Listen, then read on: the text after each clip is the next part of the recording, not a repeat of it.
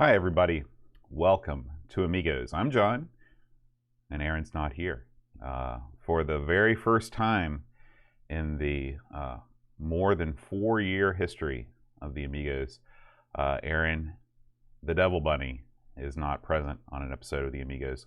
Unfortunately, Aaron has suddenly fallen quite ill. Nothing super serious, just a stomach malady, but he is unable to record. However, I would be loath to break the streak of never once having missed a week of Amigos, with the exception of Amigathon weeks. And so here I am, alone in Amigo Studios for the very first time. Just as a little bit of trivia for you long-time listeners to Amigos, the last time that this show was recorded with only one host was way back in September 2016. Episode 61, the Lotus 3 episode.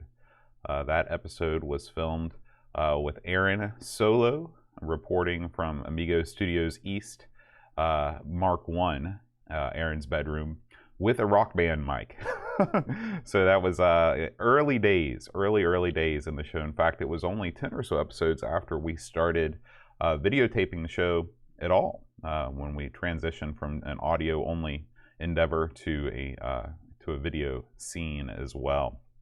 And it has been almost 2 years to the date since we last covered a Dune game on Amigos. The last episode we covered a Dune game on, which is Dune 1, which I guess is the only other Dune game for the Amiga, was 2 years ago, February 10th, 2018.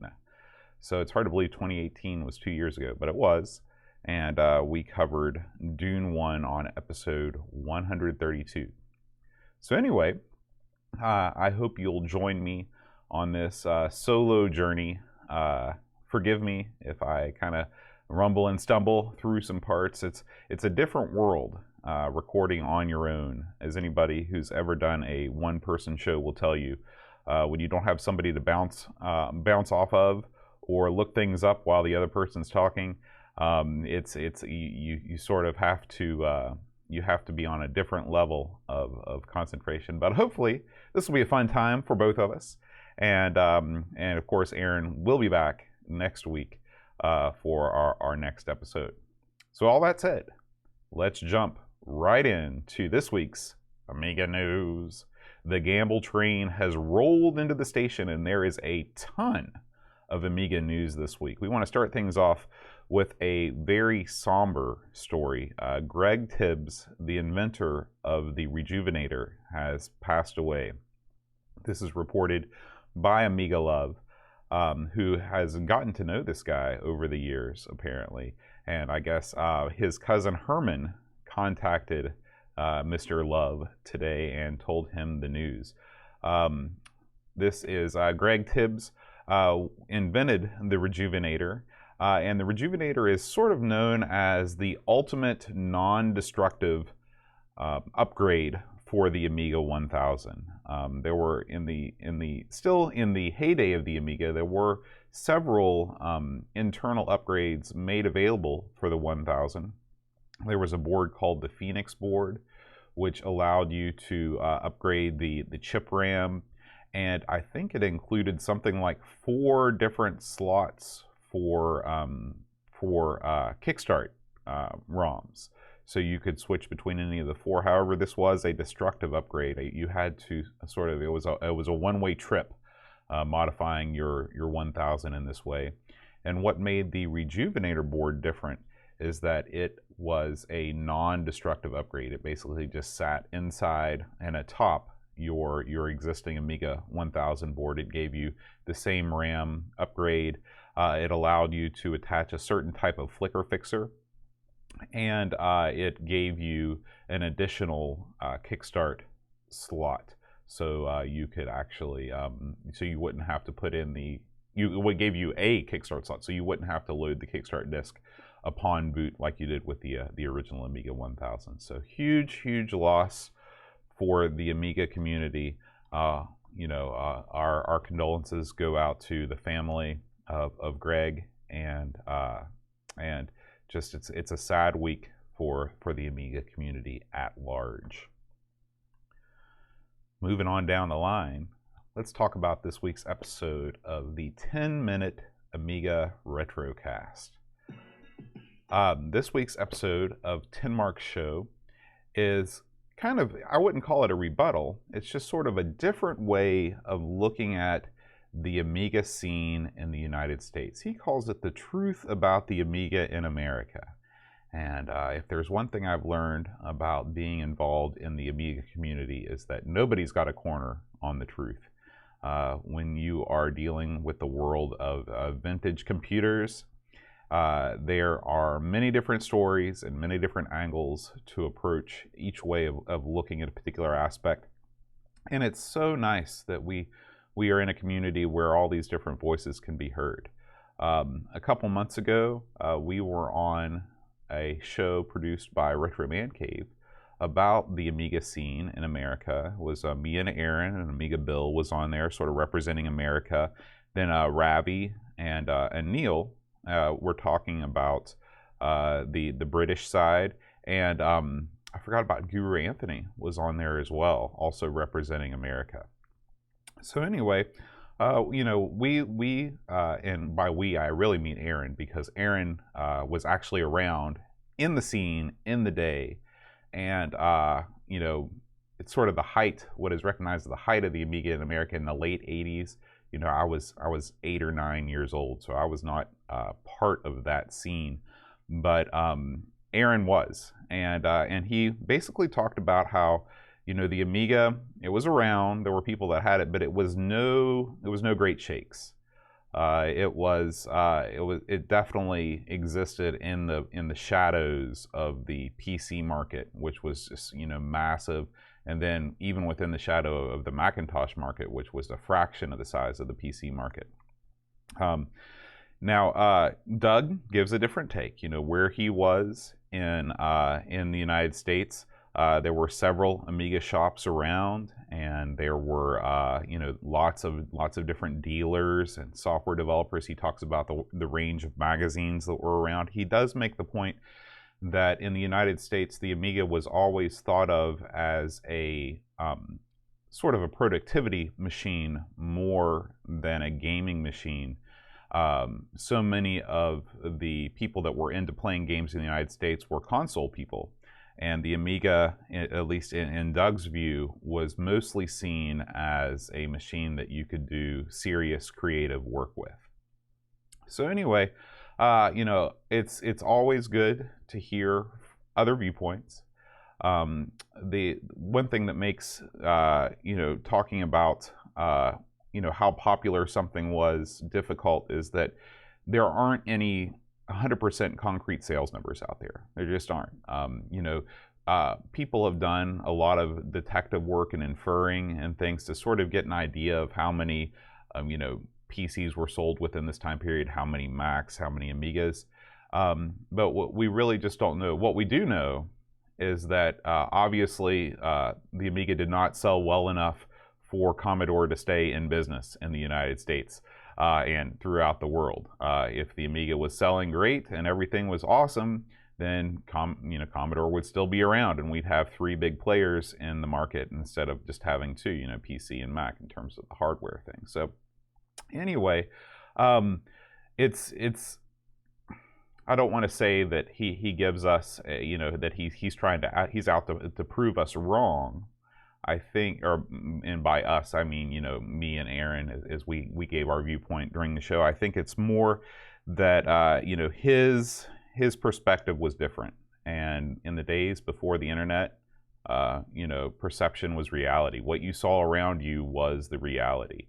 If you were surrounded by Amiga magazines and there was an Amiga dealer in your town, you probably thought the Amiga was doing great. And you had no idea that in another part of the country that wasn't necessarily, one of the most populated places in the world, there was no Amiga presence whatsoever, and people had already actually forgotten about its existence. So, I encourage you to check out both videos, the Retro Man Cave's video about the Amiga in America, and as well as Doug's 10-minute Amiga Retrocast video.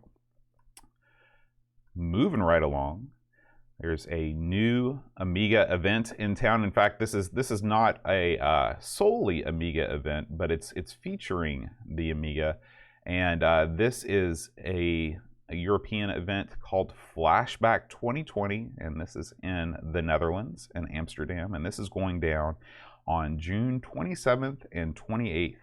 This thing looks like the event to beat.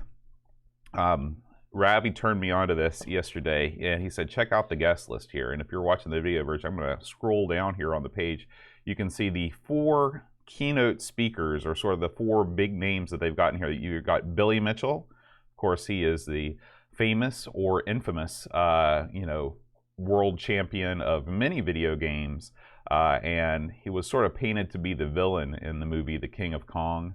Whether or not he's actually a villain is somewhat up for dispute, but he was more recently embroiled in controversy in terms of possibly using an emulator to submit some of his world record scores. But anyway, surely an interesting person to hear from and talk to. You've got RJ Michael, who developed Intuition, which was the Amiga user interface system, what I always thought was called Workbench. Which, there is a subtle distinction there. But anyway, RJ Michael, one of the lead software engineers on the Amiga project. And it says he may be bringing friends. So that's exciting. And he also co-developed the Atari Lynx. Super, super cool system that was way ahead of its time. We've got David Fox. David Fox was the creator of Zack McCracken and Maniac Mansion, Thimbleweed Park. So point and click LucasArts adventure guy. If you've been listening to the show for a long time, you know that I am a huge fan of the LucasArts games. They are my favorite of all the development houses that were putting these things out. Much better than Sierra, much better than a lot of the little guys. These games were super polished. They had great music. They had the humor was fantastic, which is really hard to do in video games. So I'd love to meet David and talk to him. And finally, Al Lowe.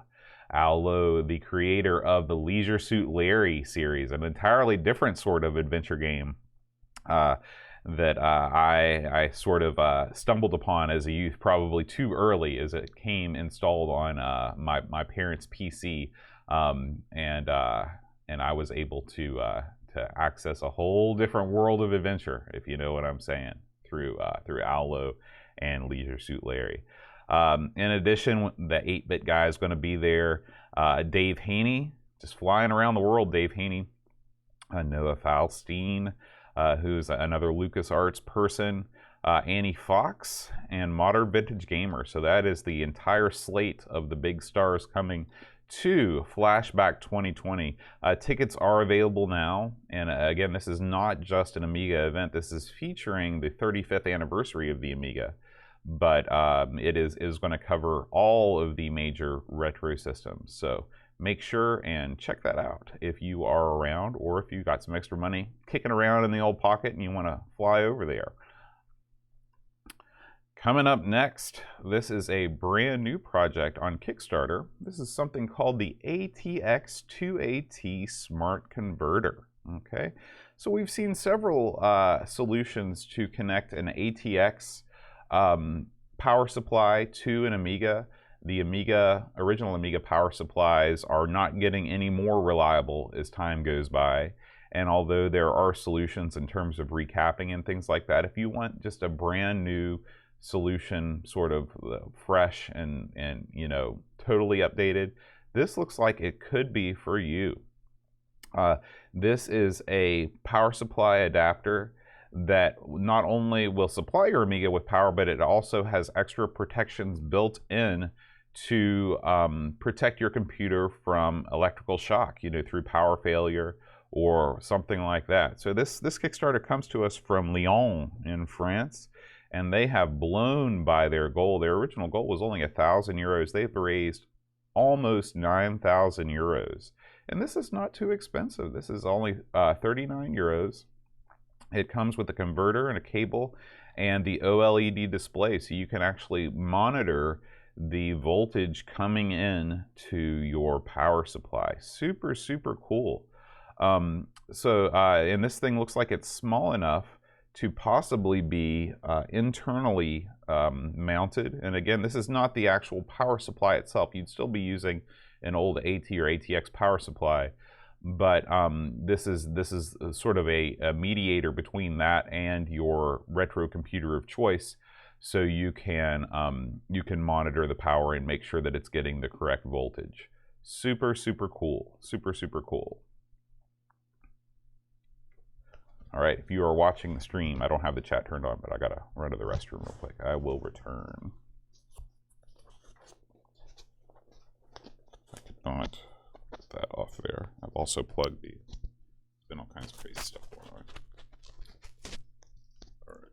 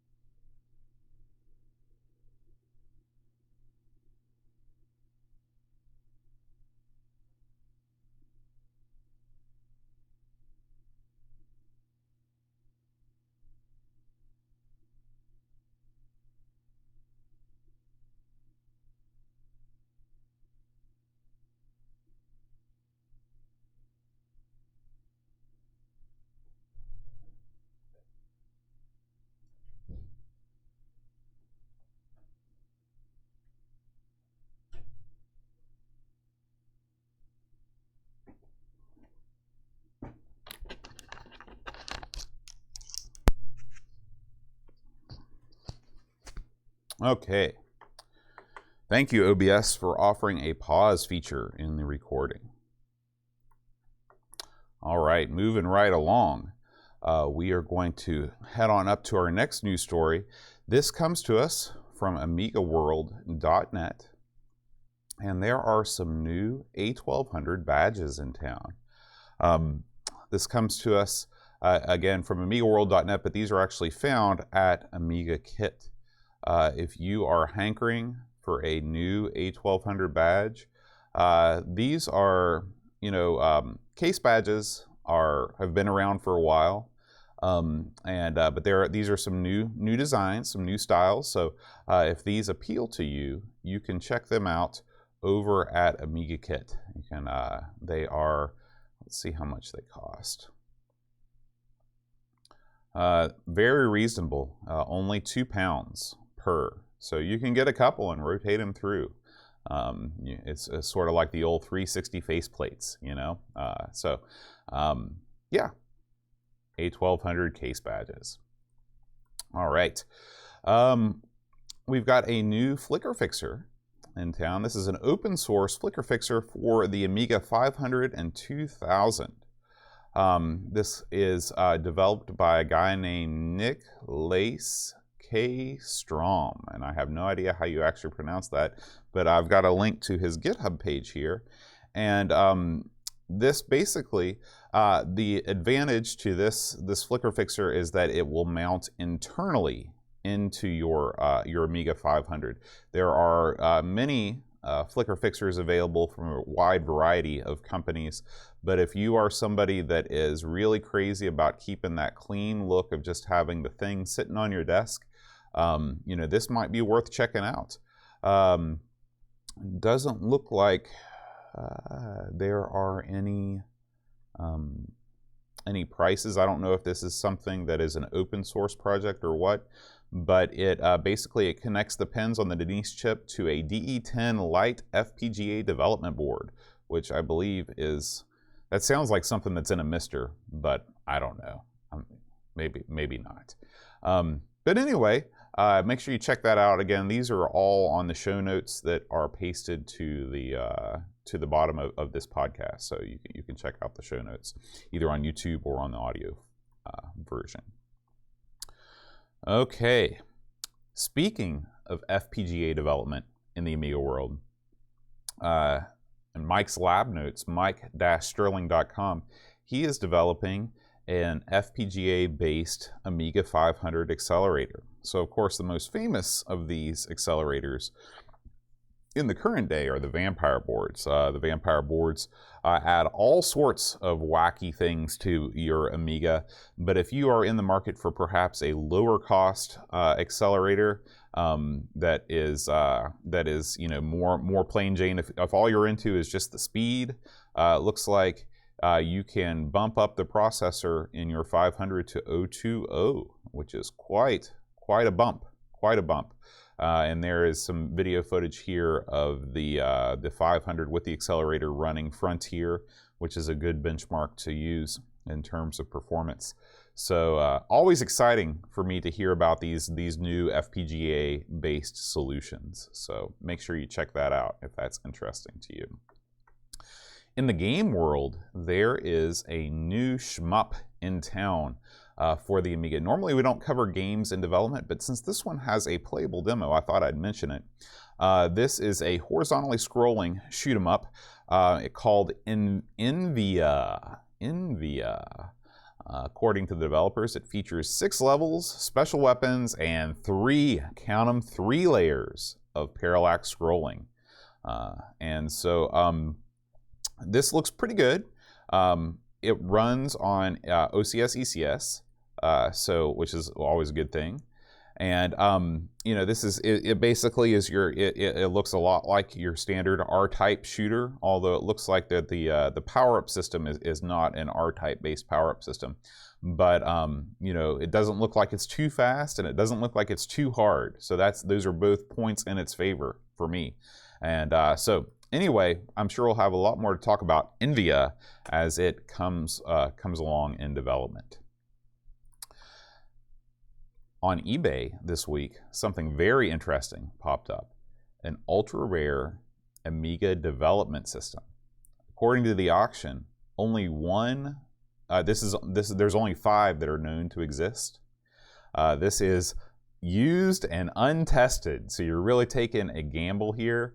But this is a development system, and of course, as we know, the development systems that were given out by manufacturing are not beautiful. They're basically black boxes. And, remember the Odyssey is the famous brown box. I guess the Amiga is the black box development system.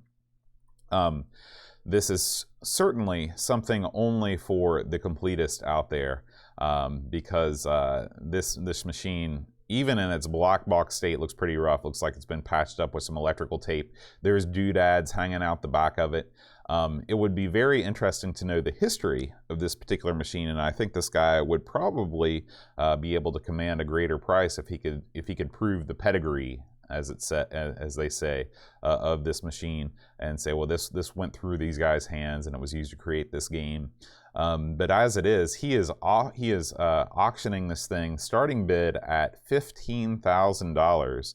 4 hours left on this bad boy, and the seller's currently also away until the end of the month. So I guess he's just putting this out there to see if there's any early takers. My guess is that the price of this thing is going to come way down, because I don't see somebody paying 15 grand for this thing. This is shipping from Middleton, Nova Scotia, Canada. Interesting. So anyway, if you just search for Amiga development system on eBay, you can hit the watch button and see what transpires with this machine. All right, another new game coming out here. This is The Curse of Rabenstein. This is a newly released boxed game that it comes in a collector's edition. This looks pretty good. This is a side-scrolling affair, I believe. Oh, I'm sorry. No, it's not. This is a adventure game. I was confusing this with a C64 thing I was looking at earlier. And looks like it's a good, solid title, full-color graphics. This is a graphical, text-based adventure game. These are you're either for them or against them. There's no middle ground. We covered, what was it? It's Severed Heads, the text adventure game on our Halloween episode. And this is definitely a step above that because it does offer lots of graphics with on the top half of the screen. And some people really get into these. I think they're called like text. Oh, there's a fancy word for like text adventure game that people are using now. Something like visual novel or something like that. But anyway, this is available for 25 euros. Comes with your disc, the box, a micro SD card, which is interesting, stickers, and a poster. So yeah, check that out. That's over at polyplay.xyz, which is a new store to me. And finally this week, tons of Amiga news this week. If you are into creating music on your Amiga, this guy, his name is Debug Live. He is going to take you through the entire process of working with a sampler, working with various music construction tools. He's got all kinds of different doodads hanging out of the back. You got the MIDI port and all that stuff out there. And he actually talks about how back in the day he used to sample records for play on the Amiga, because as we all know, that was the real strength of the Amiga sound chip, was its ability to do sample-based music. So really, I have not had a chance to watch this yet, but I do want to check it out. It's exquisitely filmed. This guy has some major league cameras, and it looks great. It looks great. So anyway, this is the name of this video is Amiga Samplers Budget Dance Music in 1990. Check it out. All right, we are not going to do an Amiga, everythingamiga.com site update this week. I did briefly glance at what Dreamcatcher has been up to, and it is a big Rocky Horror article. And I don't want to do that without Aaron. Aaron is a huge Rocky Horror guy. He loves it. And I'll let him cover that next week, because I always tell people the holy trinity of things that I thought were cool in high school that I think are lame now: Kevin Smith, Nirvana, Rocky Horror. Sorry, no longer a fan.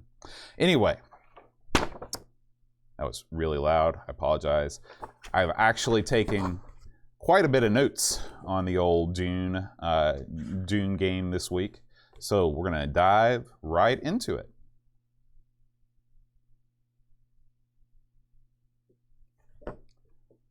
Okay, let's talk about Dune 2. Okay, so Dune 2 was brought to us by none other than the boss man, storied member of the Amigos Game Selection Committee. Paul Harrington suggested this one, and it was voted upon by the illustrious members of the Amiga Game Selection Committee. Let's talk a little bit about Dune, since it has been a couple years since we discussed Dune 1. Just a little bit of background about the series. This is based on a novel by Frank Herbert that was released in 1965. What a lot of people don't know is that this originally appeared in serial form, which is crazy to me because Dune is not a short book. Dune is 412 pages long, and according to the wiki, it was published as 2 separate serials in Analog magazine. That means that in each serial, in each one of these issues of Analog, there were 200 pages devoted to Dune, which is wacky to think about. I know that in the 1800s, this was a very popular way of publishing novels, in serial form. That's a lot of Dickens novels were published this way, but I wasn't aware that this was still going on up through the 60s, but apparently it was. This was published in novel form after the fact by Chilton. This tickled me because at first I was like, boy, Chilton, could that be the same company? And yes, it is. The same company that produces these really thick, in-depth auto repair guides also published this book. This might have been, back in the 60s, maybe Chilton had a broader base, but these days, and especially when I was growing up, I remember when I got my first car, a 1982 Volvo, and something would break on it. That would be the first thing that I would dip into. Actually, that's a lie. The first thing I would dip into would be asking my father, and then he would hand me the book and he'd say, "Figure it out." Then I would look through the book, not be able to figure it out, and then he would fix it for me. That's the way it goes. Anyway, Dune was published. There are 6 different books in the Dune series. The last of which was Chapter House Dune in 1985. So this series spans 20 years of Frank Herbert's life. And Dune is recognized as the best-selling sci-fi novel of all time, which I wasn't aware of, but when I thought about it, I couldn't think of any sci-fi novels that were bigger than Dune. There's, Hitchhiker's Guide, there's the Asimov books. I guess I was a little surprised that it wasn't one of the Asimov books, but anyway, Dune certainly ranks up there, in the upper echelons of sci-fi literature.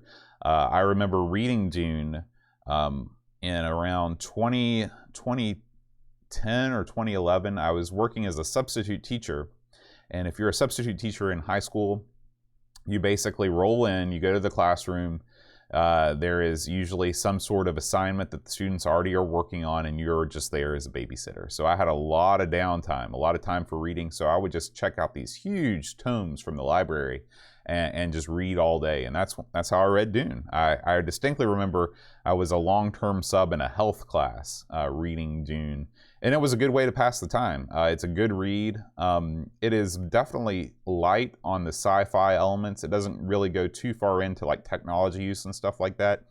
But what makes Dune special, at least to me, is that it really focuses on a lot of the geopolitical stuff that would follow in a future world. You've got different corporations and different governments vying for power, and of course you also have this is the classic trope of the lone hero out to save the world and all that stuff. So there's a little bit of everything in here, but it reminds me of an interview that I read once with George R.R. Martin, where he was talking about how Game of Thrones is different than Lord of the Rings. And he said, well, Lord of the Rings is basically the story of people, but what's Aragorn's tax policy once he becomes King of Gondor? And this is the type of novel that delves into that sort of thing. It's worth noting that after Frank passed away, his son Brian, along with another author, published 2 more novels that were based on his father's notes. And this is not unlike it's not unlike what Christopher Tolkien has done with J.R.R. Tolkien's notes, producing the Silmarillion, Unfinished Tales, etc. So those were also out there, though the jury is out on whether they are quality as the original Dune series. And if you are curious about getting into Dune, this is one of these series. If you read reviews online, the consensus is that the strongest books are earlier on in the saga, and they get sort of weaker as they go along. But of course, read for yourself if you're at all interested. I'm sure that all of these are worth reading on some level. There have been tons of media adaptations of Dune. I guess most infamous is the 1984 David Lynch film, which was seen as a flop. David Lynch was not happy with the final cut. He was not happy with the amount of artistic direction he was given. But there are some people that really like that film. I have not seen it myself, but it's definitely one of those movies that has stood the test of time, though not initially at the box office. In 2000, there was a Sci-Fi Channel miniseries on the original, and then in 2003 there was another miniseries based on the later works by Frank Herbert's son, based on Frank's notes.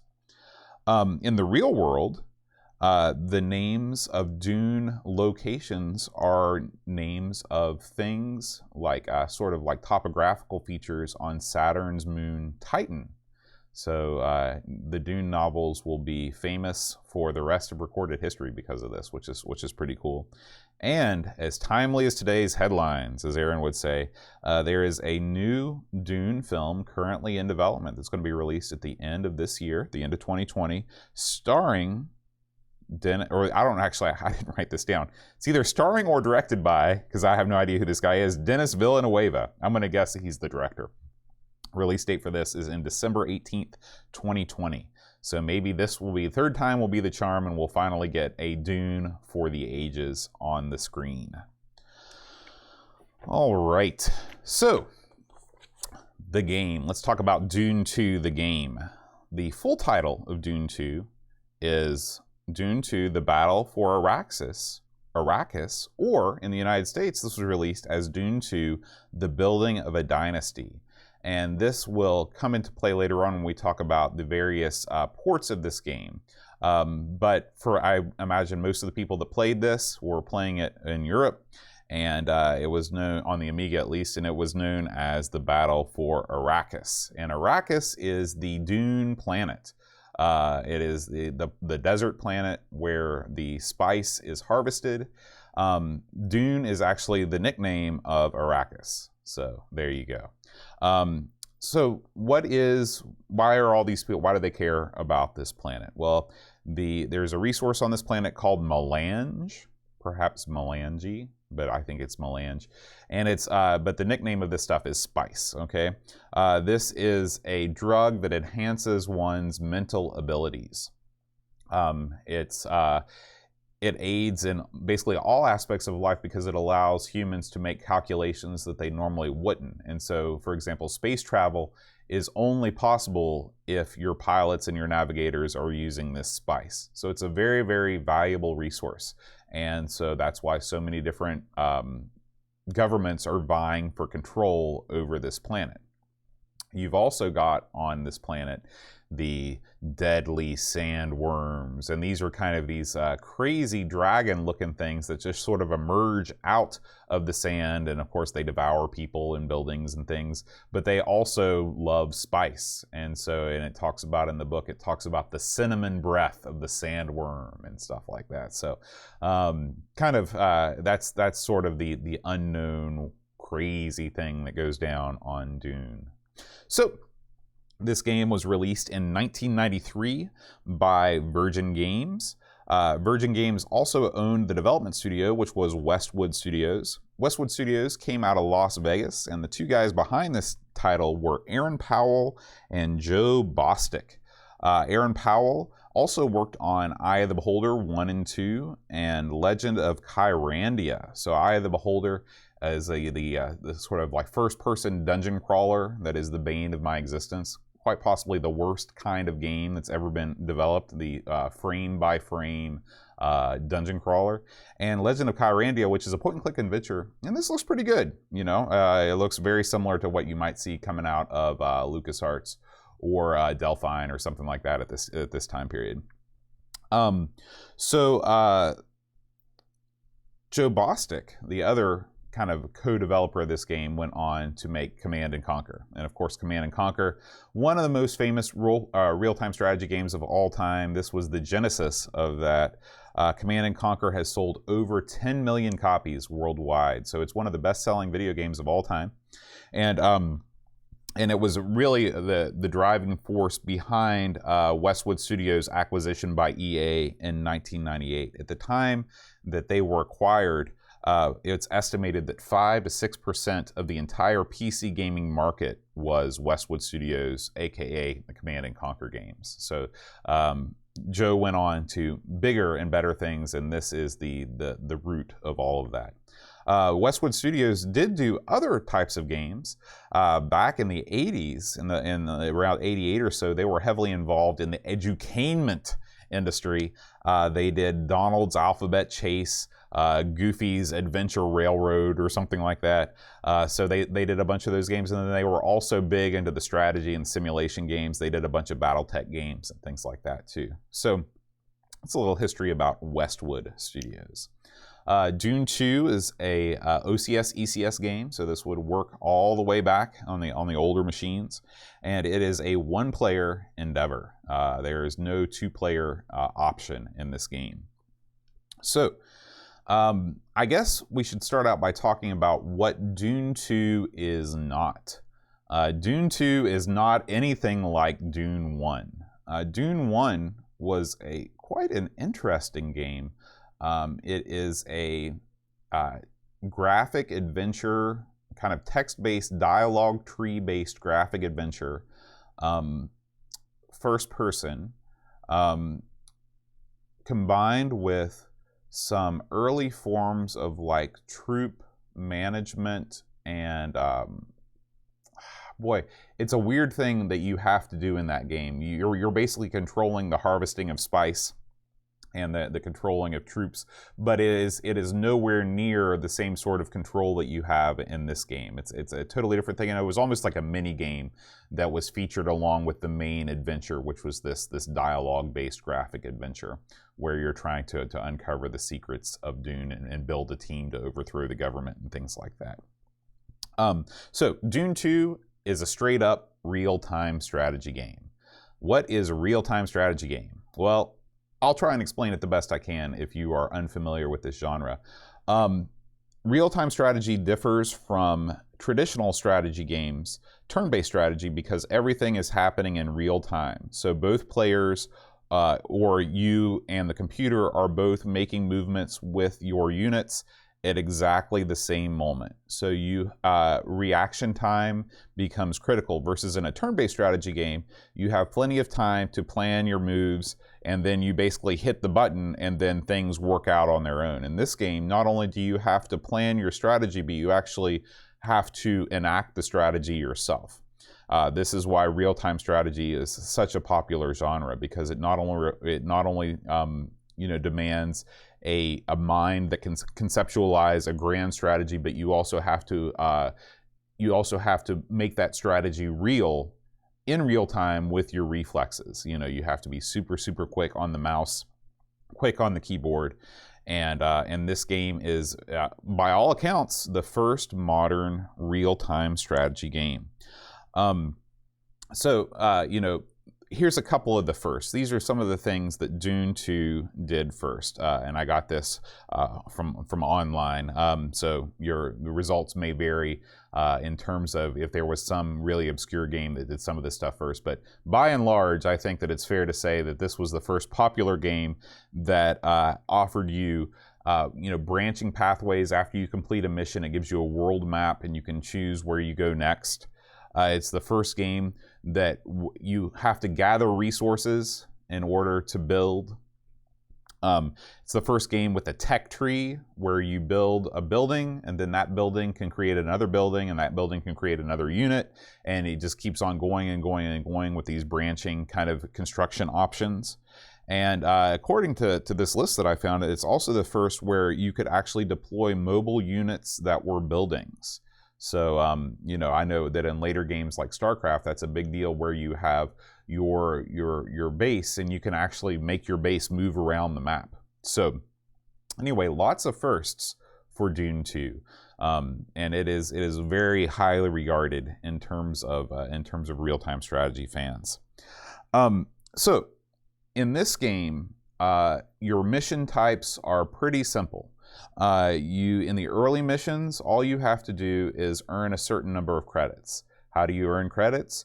You go out, you construct a spice resource extraction plant, and then you construct some sort of a vehicle that will go out and harvest the spice. They bring the spice back in. The spice turns into credits. When you get enough credits, the scenario ends, and you move on to the next one. The other objective in this game is you have to destroy all the enemies. So at the beginning of a scenario, you will see a very small section of the map. They call this the old fog of war. And as you send various scouts and other units out into the world to either look for spice or to do some reconnaissance, more and more of the map on the mini-map and also the main map is made available to you, and you can see where your units are, you can see where the enemy units are, and you can see where the spice is. So, a elementary strategy in this game would be to immediately send out some small units to figure out where the enemy is. While they're doing that, you're sending out a resource extraction team to gather the spice. Then at the same time, you're building new units that will do things like give you radar. You're building out new infantry units, new heavy units to counteract the enemy when the enemy comes to attack you. Conversely, you can go on the offensive, build a whole bunch of units, and go take down the enemy. So that's basically almost, I'd say that's 80% of all real-time strategy games at the macro level. That's what you're trying to do. So, you get to choose from 3 different houses in this game. You've got House Harkonnen, House Atreides, and House Ordos. Okay. Now, unlike later strategy games like StarCraft, all 3 of these houses pretty much play the same. The difference is that when you get to the top of the tech tree, you can construct a special offensive weapon. Okay, so House Harkonnen can give you a long-range missile called the Death Hand. House Atreides gives you a computer-controlled infantry unit called Freeman, and they will go and wreak havoc upon the enemy. And then House Ordos gives you a Saboteur, and then he probably does just what he says. He sneaks into an enemy base and blows it up or something like that. So those are the three houses you can choose from. And as you complete scenarios, more and more of the map fills in your color until eventually you win. And at the end of the game, there's a shortcut scene where you depose the Emperor, the current Emperor. The Emperor goes to jail, and then the credits roll. It's not really much of an ending, but I mean, what games really have a great ending? Not very many. So anyway, that's what happens at the end, and I did not get to the end. So what makes... Oh, and I forgot about the sandworms. You can't forget about the sandworms. So the sandworms are sort of, as far as I could tell, they are random events that happen in a sandworm. Well, if you are in a sandworm area, which they usually hide out, in like these sort of rocky alcoves, they will jump up and they can swallow whole units. And it's kind of a cool thing to see. So if nothing else, if you never play this, I suggest you check out some footage, because the game is a really good looking game.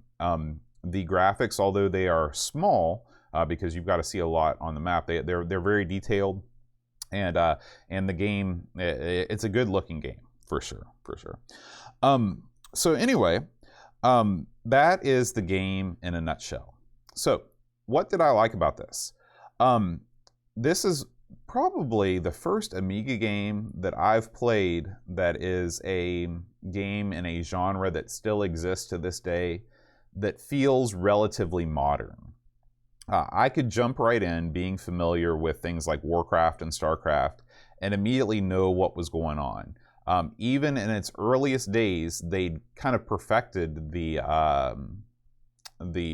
like build screens and things like that. Everything was easy to figure out.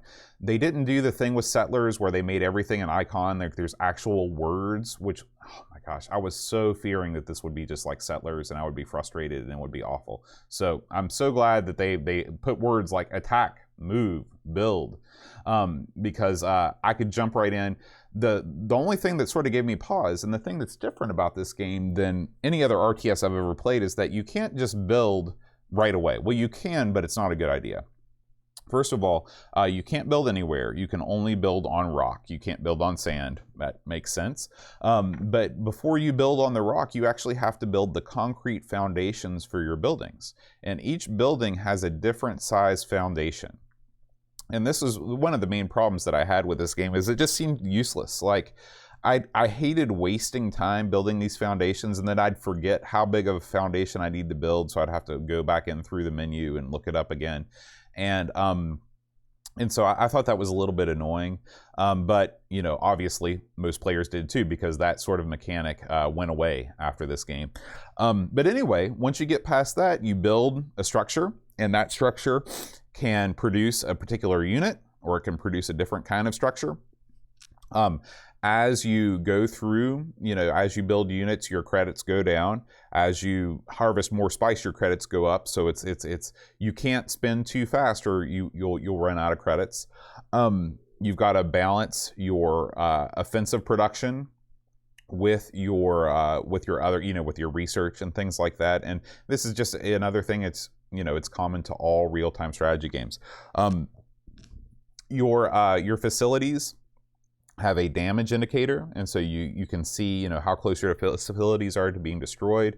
Then you just hit repair when they start to get damaged. If you try and build a facility without building the concrete slab first, it will arrive damaged, and you don't want that. So always make sure you build your concrete slabs. The keyboard shortcuts on this game were very intuitive. Like I love keyboard shortcuts. I use them all the time whenever I'm doing anything, and they're all mapped to the first word of the command. So attack A, you hit A, you hit the mouse button, you click on the thing you want to attack, it attacks it. Very, very easy. Very, very easy. Now, one thing that this game lacks is any kind of right-click macro, where it would be great if you could assign a certain maneuver to right-click.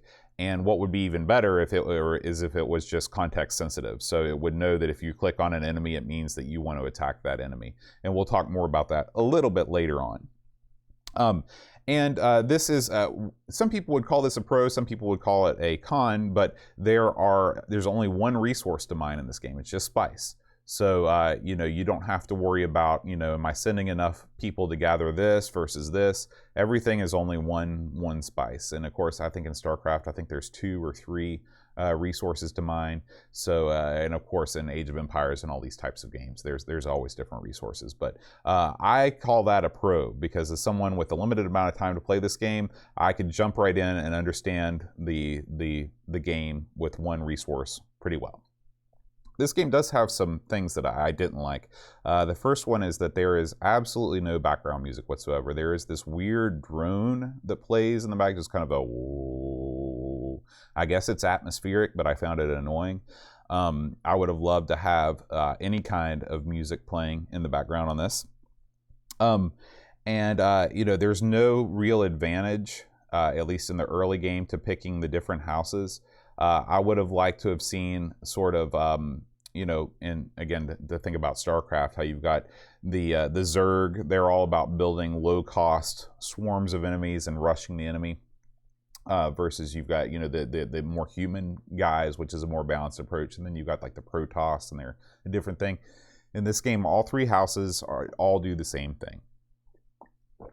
So that's a con. And of course, building on the concrete slabs, that's no good. And this game really would have benefited from a 2-player null modem type connection. It would have made the game infinitely more replayable if you could team up against another person. Of course, this is well before the internet became established. And I don't know what kind of technical challenges might have come from having a null modem connection, if there was just too much action going on the screen or what. But anyway, that would have been nice. All right. So anyway, on the whole, this is a fantastic game. I loved it. I thought it was fantastic. Excuse me. This game did get some ports. It was ported to DOS. Actually, I think that the DOS and Amiga versions arrived pretty much simultaneously. The DOS version adds background music, which is great. It adds, when you talk to your advisor, it adds some background colors there. It's a weird thing for the Amiga devs to take out, because they could have easily done that. But other than that, I mean, to me, I tried to go back and forth, and I couldn't really tell any difference in the graphics. I'm sure that there is some minor graphical detail, and I'm sure the PC version does look slightly better. But on the whole, this is nowhere near looking as different as, say, the PC port of Syndicate versus the Amiga port. These are much, much more similar. This was also ported to the Acorn Archimedes, believe it or not. And I watched some footage of this being played on the Archimedes. And again, it looks very similar, but there is background music on the Archimedes port, and it is great. So again, it kills me that so many Amiga games don't have background music. It just kills me. And finally, 2 years after this game was released, the Mega Drive version came out, and the Mega Drive version is the best version. Okay, it's the best version because they've replaced the keyboard commands with a context-sensitive cursor. Okay, so you can actually maneuver through these zones, and when you click on something, it does what you want it to do. If you click build and you push the thing, it will build it. If you go to the if you click on an enemy, it will assume that you want to kill that enemy. The music is fantastic. Of course, the Genesis known for its great music. The graphics are more colorful. They were completely redrawn for the Genesis version. Now, there are a couple downsides. The tech tree has been simplified in some ways. There aren't quite as many options on the tech tree, and there is no longer the level progression is linear. There's no clicking on different areas of the map. Now, you could say that's a pro because it doesn't matter on the Amiga version what order you do the missions in. It does them all anyway, but for me, that's definitely a con because I like to have options. You know, if I get frustrated with one mission, I like to be able to go to another mission and play it. So that's a con for me. But, you know, you wouldn't think that this would be a good console port because it is cursor based.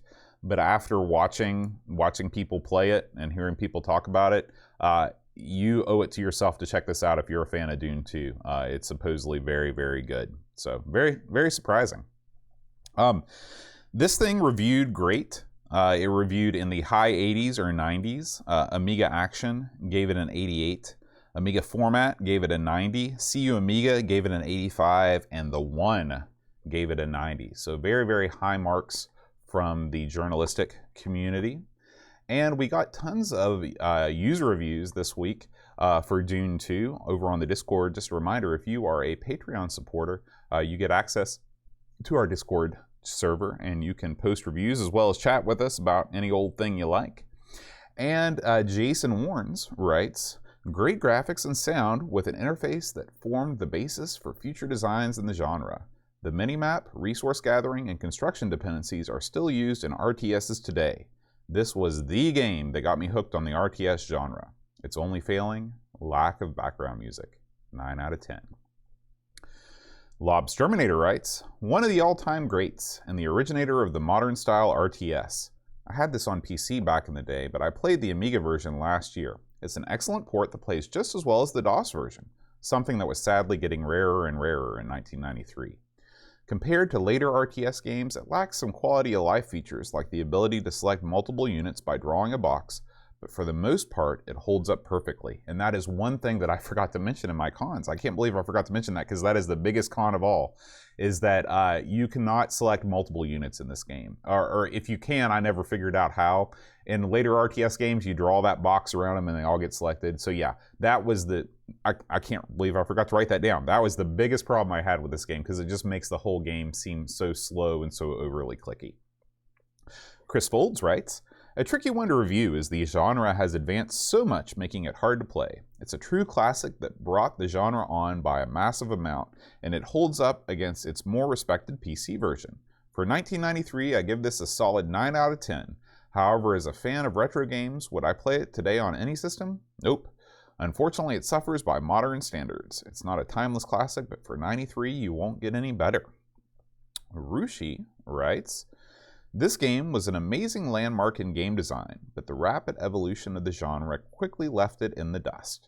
If you played it at the time, you no doubt would have said it was a 10 out of 10 perfect title, but if you missed out, then you may wonder what all the fuss was about. The Amiga port fares surprisingly well, suffering from the expected downgrades in graphic and audio quality, along with the loss of much of the voice work, but it retains the playability of the PC original. It lacks many quality-of-life features of its successors, and the unrefined nature of it will undoubtedly be off-putting to anyone playing it for the first time within the last 25 years. To quote famed American educator Henry Jones Jr., it belongs in a museum. Graham Vebke writes, this game is historically important to the RTS genre and is still enjoyed by many players to this day. It's a game that doesn't sit well with me personally, and that is why I'm avoiding submitting a review at this time to give the game the respect it deserves without my biases. I've previously experienced this game on the Mega Drive too, and it was a genre-defining game for consoles as well. However, it does lack a few things we take for granted now, like multi-unit selection, and for people discovering this game late after already experiencing games like Age of Empires 2 or Total Annihilation will be ultimately frustrated by that this concept is missing. And Reflection writes, this is the game that defined the RTS genre, and in essence, little has changed since other than improvements to graphics and UI. I've always preferred the Amiga version to the PC version. The larger color choice allowed a more harmonious palette. The lower resolution meant less detail, but this does not hamper gameplay.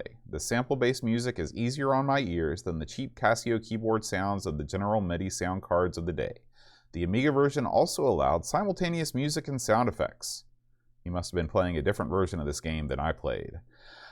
The more extensive voice acting of the PC version would have been welcome. I suppose retaining compatibility with older hardware was never much of a priority on the PC as other platforms, since the size of the user base meant low-end users could safely be ignored.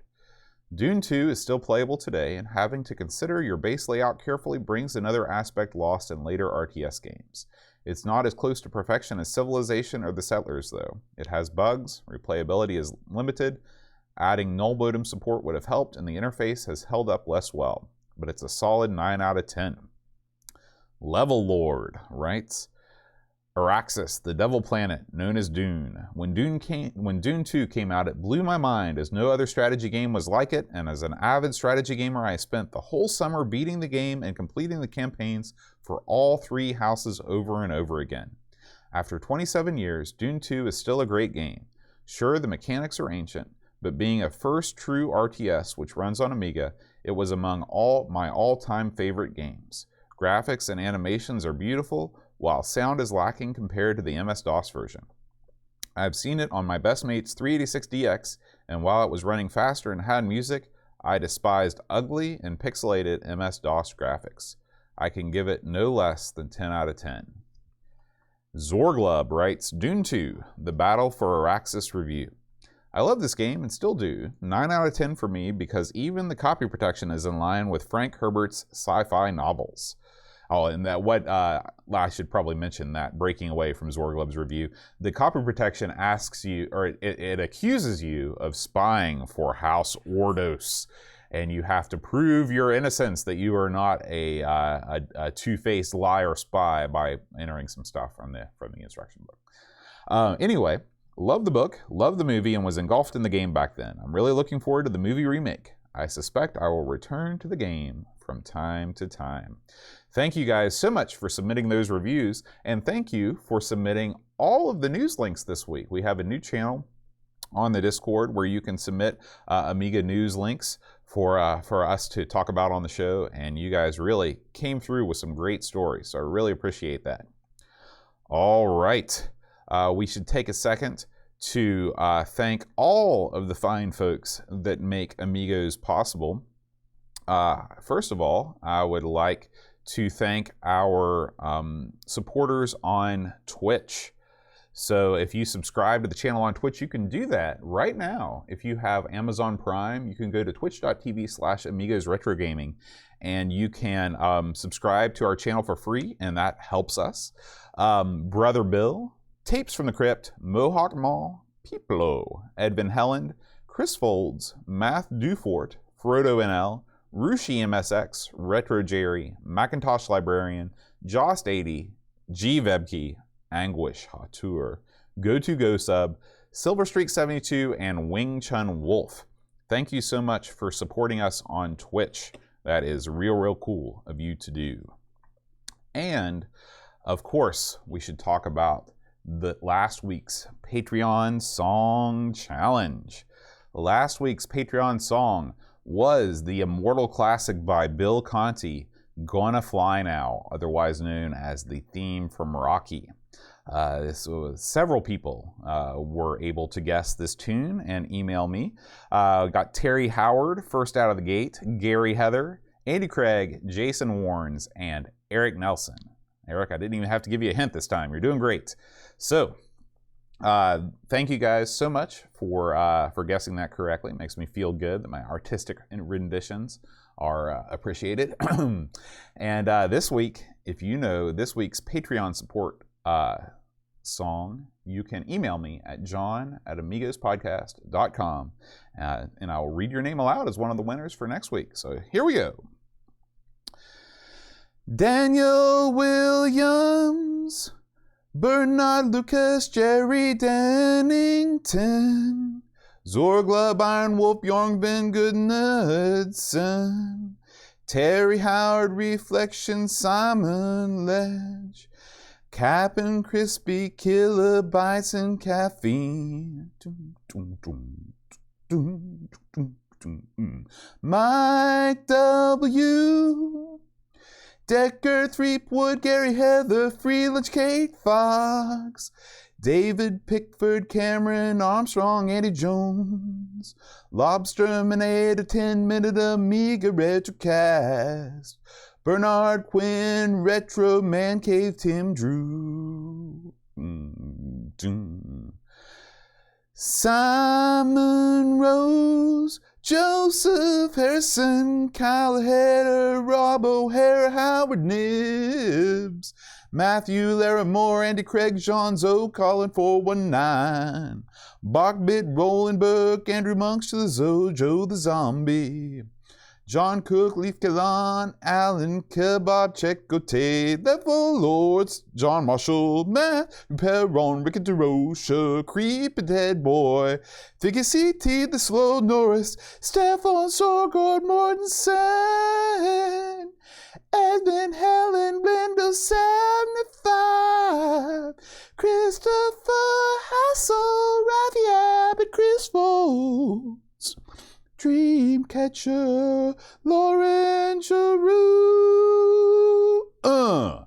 Graham Grebke, Lane Denson, Adam Battersby, O'Brien's Retro and Vintage, Gary Hucker, C. Brian Jones, Paul Harrington, Duncan Styles, Tapes from the Crib, Josh Nat, Adam Bradley, Jonas Rulo, THT, Eric Nelson, Kim Tommy, Humbertstein, Daniel Bingston, Brutal Barracuda, Darren Coles, Jason Warnes, Pixels Dawn, Pixels at Dawn, and Kjolbjorn Barman. And next week, folks, Aaron will be back. The world will be back in order. And it's PD week on Amigos, Public Domaination. We're going to be playing 2 super great titles, including Super Dodge and Pingo. All right. I hope I didn't do too bad a job all on my lonesome. And I hope you enjoyed the show, and we will see you next week. Until then, adios.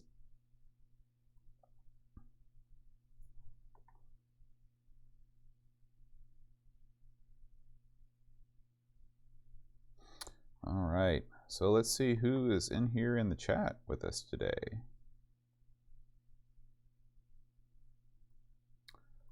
I've actually turned off the chat because I was afraid of being distracted.